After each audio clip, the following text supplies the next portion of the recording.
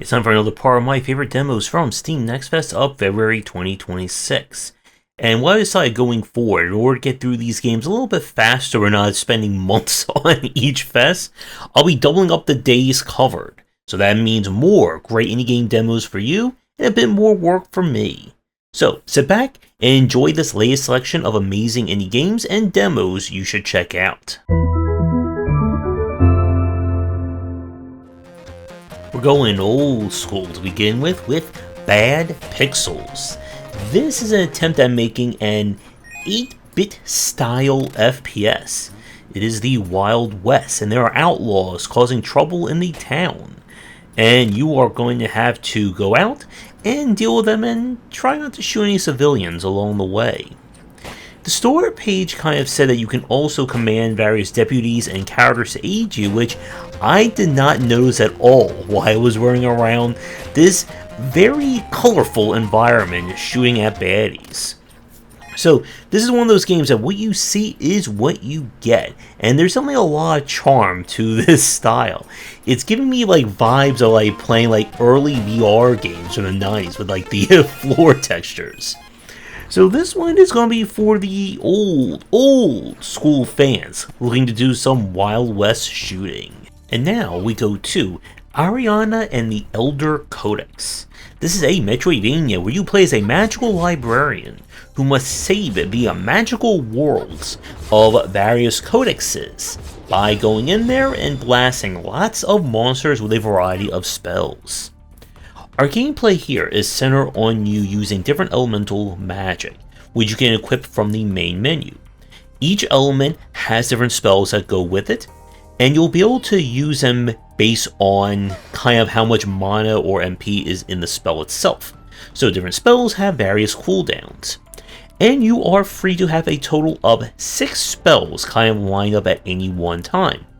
Do you go for light attacks, spells that can heal you, kind of larger attacks, and so on and so forth. Now the footage you're seeing is playing on hard mode, and this game can get quite challenging. Enemies can attack you very rapidly, and you can lose health fairly quickly as well, and why I was definitely making use of the heal spell along the way. As you explore the world, you'll be able to repair the codexes, which will either unlock some kind of reward or do something. It was kind of hard to tell from our time with the demo. But this one is looking like it's going to be a very solid combat-focused Metroidvania when it is released. It does take a little bit of getting used to with properly binding all the spells, and specifically which spells you want from each element. But if you're in the mood to do some spell slinging and Metroidvania platforming, I would at least give this one a try. And now we switch over to Truckful.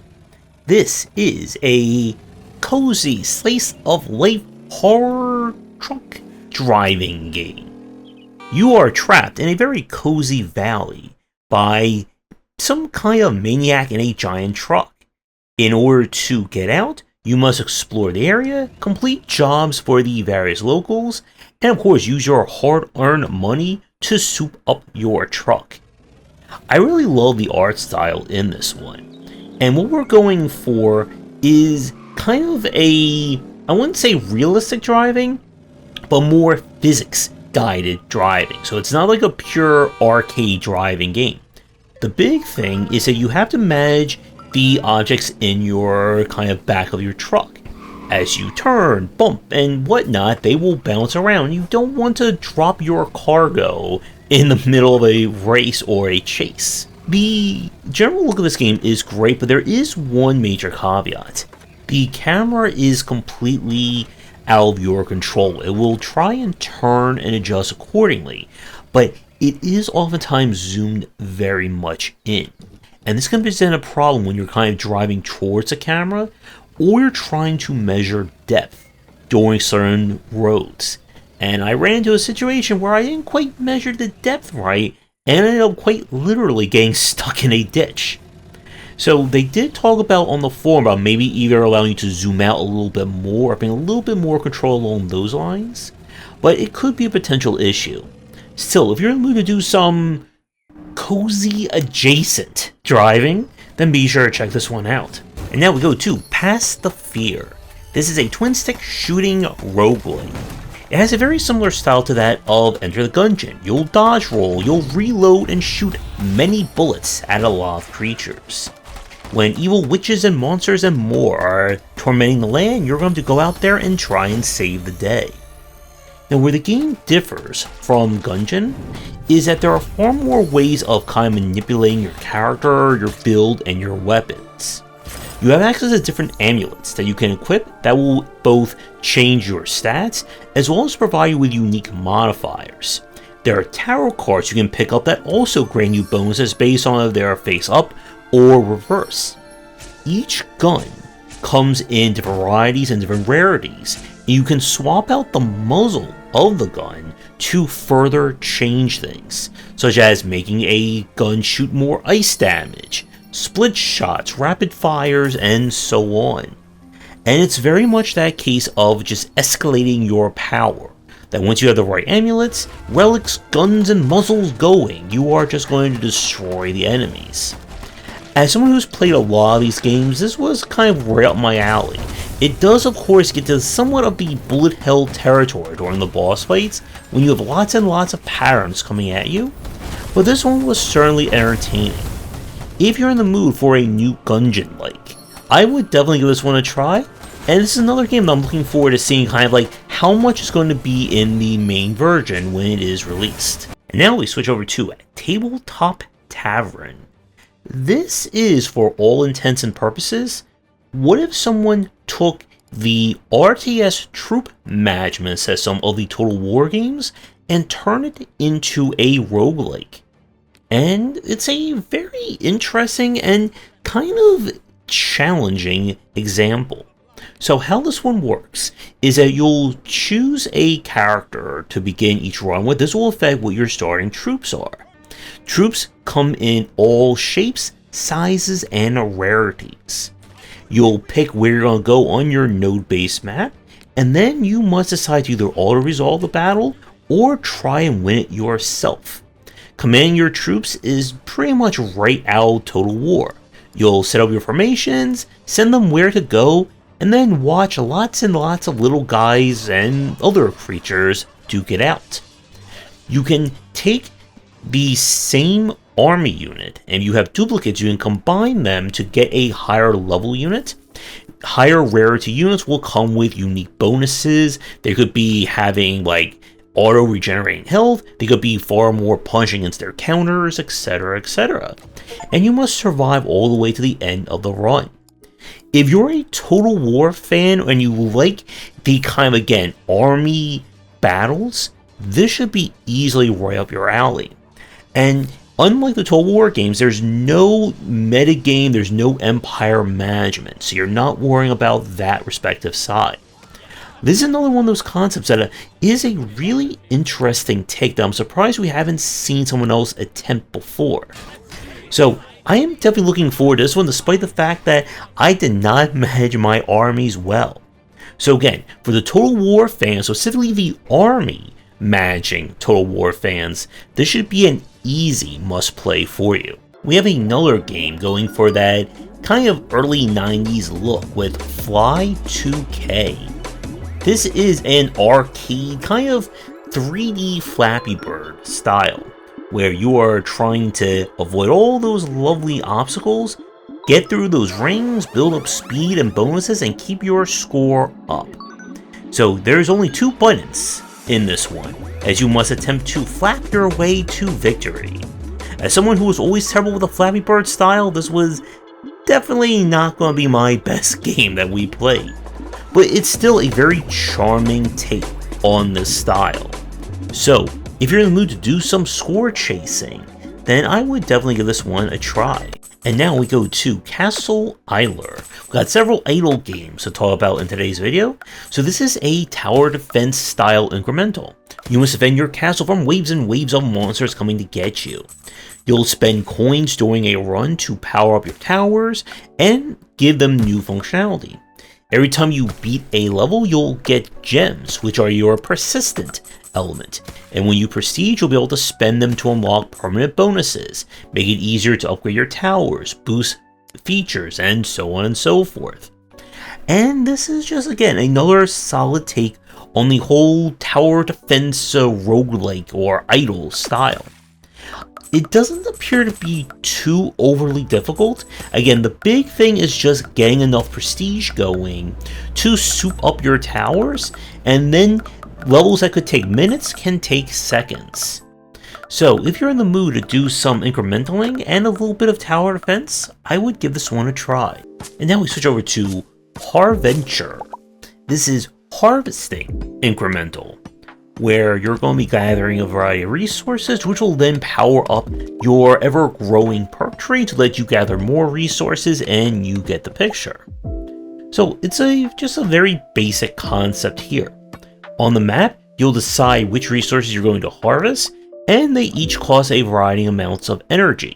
If you can clear all the resources from the map, you have kind of one quote-unquote boss resource you must harvest to then officially beat that stage, which will then unlock the next one where the resources are a little bit more durable to break, and you should be getting the idea of what this game is going to be about.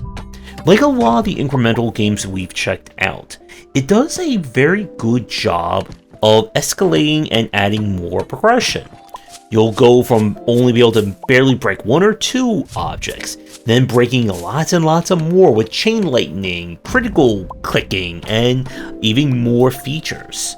So again, this is not one of those games that's going to break the mold of a idle or an incremental, but it is still a very entertaining game nonetheless. So if you're in the mood to do some clicking and I guess cleaning up of the environments, I would give this one a play. And now we switch to Eldor'idle. You arrived on a retirement island where the elderly just hang around, apparently buy lots and lots of pots, and you're going to be smashing said pots in order to unlock more money, which will then let you unlock more homes to let you break more pots to get more money, and hopefully no one gets too angry at you when this is all said and done. So, another in the classic style of an incremental. You'll start clicking basic pots. With the money, you can then upgrade pots to provide you with more money.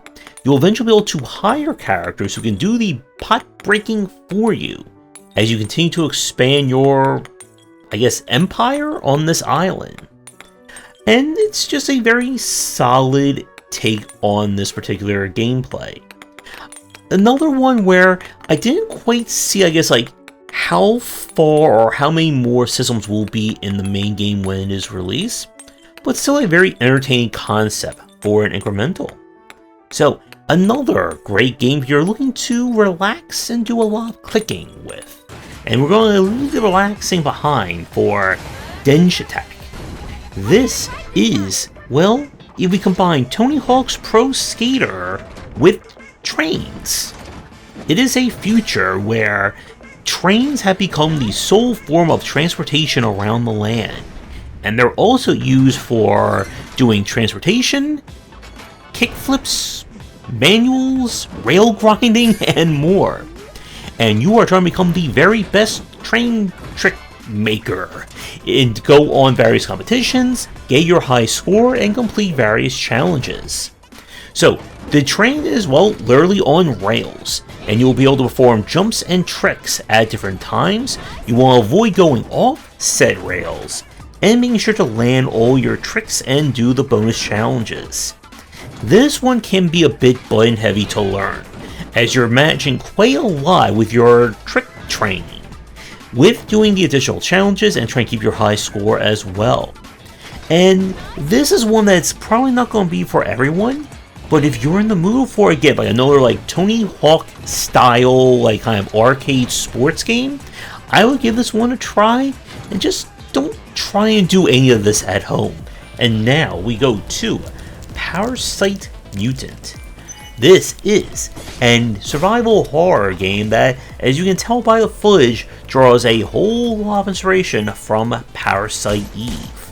When a bioterrorism attack has happened and the city is now full of strange monsters and more, we must brave the streets, hack and slash our enemies one turn at a time, and try to uncover the conspiracy at play. Basically, this whole premise is the indie version of Parasite Eve. You'll explore, get into random encounters, and you'll use the active time battle system in order to deal with enemies. You'll be able to apply different bonuses and upgrade your gear, take passive bonuses from one gear to the next, all the while solving a variety of puzzles that are hidden throughout each area.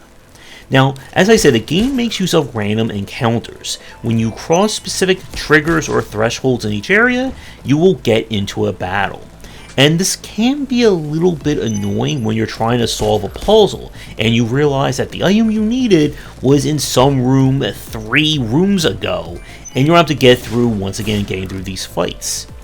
In terms of the active combat, again, it's nothing that is going to be like brand new to the formula, but it has been quite a while since we've seen someone make use of this particular system for their combat. And it was fairly solid. So I would recommend this one to any of the Parasite Mutant fans in the audience, or if you're in the mood to check out a very different take on the survival horror formula. For the last game of our showcase today, we go to Lucid. This is 2D Metroidvania platforming, where you're in a world that's made up of a bunch of crystals, things are shattering, and we're going to save the day by jumping, dashing, and shooting our way to success. Our main tech here is that you have the ability to kind of do a dash, and the dash allows you to break specific crystals and of course extend your jump. If you hit any enemy or kind of crystalline structure while you're in the air, it resets your jump, allowing you to chain your jumps and dashes and all that to get around. Combat will involve you using your gun to stagger an enemy to then go in for massive damage using your kind of like crystal sword that you have. And of course, there will be multiple paths, upgrades, and things that you'll have to find. The art style and kind of the pixel art itself is really nice, and the game just felt really great to control. Once you get used to kind of the endless chaining effect that you can do with your jump and dashes, you're going to be going really fast through the various areas. All in all, from our time of the demo, this just felt like a really solid Metroidvania. And I'm interested to see kind of how far the platforming tech will go in the finished game, and just like how much more challenge there'll be to stringing this all along. So, one final great game to end today's video on. If you're a Metroidvania fan, this is an easy pick. And with that, we are done with another showcase. We still got a few more left. Like I said, since I'm going to be starting to combine the days together, it'll be a lot more lengthier videos for everyone to enjoy. What are some of your favorite demos from Next Fest? Let me know. And with that, have a great night, and see everyone in the next video. Thanks for watching, and a special thank you to our Patreon supporters. If you enjoyed the video, do the YouTubing stuff, be sure to visit our Discord and Patreon, and if you're interested in more in my thoughts on design, check out my game design books.